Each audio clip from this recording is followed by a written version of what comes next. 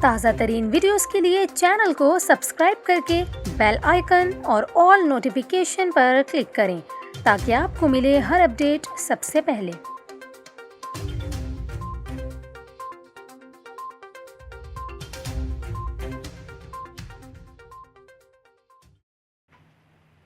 السلام علیکم ناظرین، آپ دیکھ رہے ہیں نیوز 24/7 اردو۔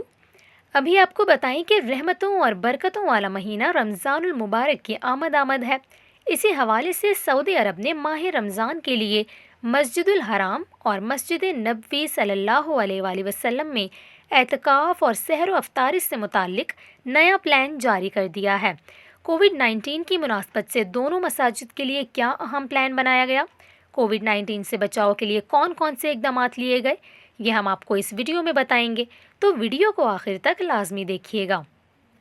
آپ کو بتائیں کہ مسجد الحرام اور مسجد نبوی صلی اللہ علیہ وآلہ وسلم کے امور کے سربراہ ڈاکٹر عبد الرحمان نے دونوں مساجد میں آنے والے زائرین کو اپنی اور دوسروں کی صحت کا تحفظ یقینی بنانے کے لیے کورونا ویکسین لینے پر زور دیا ہے۔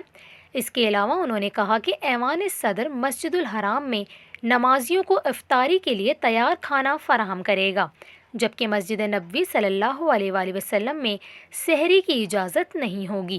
دونوں مساجد کے احاطے اور صحن میں کسی کو بھی کھانے کی اجازت نہیں دی جائے گی اور سب کو انفرادی طور پر کھانا فراہم کیا جائے گا۔ یہاں پر آپ کو یہ بھی بتائیں کہ آب زمزم کے کولر بھی دستیاب نہیں ہوں گے اور روزانہ کی بنیاد پر 2 لاکھ آب زمزم کی بوتلیں فراہم کی جائیں گی۔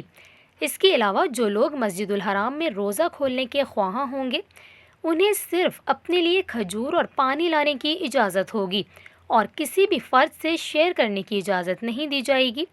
یہاں پر آپ کو یہ بھی بتائیں کہ عبد الرحمان کا یہ مزید کہنا ہے کہ متفقہ علاقہ صرف عمرہ زائرین کے لیے مقرر کیا جائے گا اور نماز ادا کرنے کے لیے مسجد الحرام اور اس کے مشرقی صحن کے اندر 5 علاقے مقرر ہوں گے، جبکہ خصوصی افراد کے لیے الگ سے نماز کی ادائیگی کا ایک حصہ ہوگا۔